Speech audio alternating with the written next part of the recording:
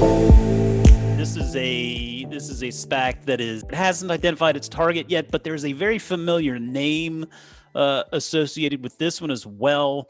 This is Pershing Square Tontine Holdings. The ticker is PSTH. None other than Bill Ackman. You can say what you want about Mr. Ackman, but the fact of the matter is he's made some pretty good investments in his lifetime. What do you think about Pershing Square Tontine Holdings, and what do you think? What do you think Bill Ackman's after here? Oh, well, here, we're going to have some fun with this one. Okay. So this is probably the most closely followed SPAC in the market that has not identified a target yet.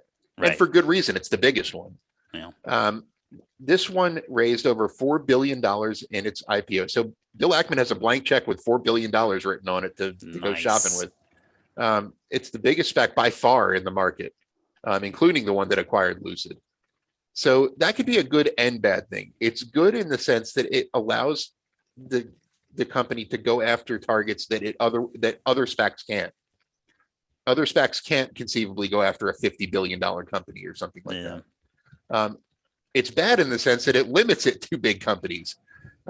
So the target most likely, I mean, a SPAC can acquire, and you could acquire a $100 million company with $1 billion SPAC and just give it a lot of cash if you wanted to. Sure. But realistically, this is going to be an acquisition target that has a valuation of at least, I'd say, $30 billion or so. So think, when we've talked about Warren Buffett wanting to fire his elephant gun, that's what Bill Ackman's trying to do. Yeah. So just a couple of the criteria that Ackman set out, and like most SPACs, these are intentionally vague, but he wants a company with predictable cash flow, high barrier market with a wide moat company, meaning, big competitive advantages, limited cyclicality. So he doesn't want anything that would get crushed in a recession, for example. Yeah. And a large cap company. He specifically said that it's specifically noted that a company would probably be eligible for the S&P 500 if Ackman were to take it public. So a couple that were kicked around that turned out to not be true were Coinbase was one of the companies he was rumored to be looking at. And it's confirmed that he had talks with Airbnb before they actually went public. Oh, wow. But they kind of turned him down and said, we want to go public the traditional route. Yeah.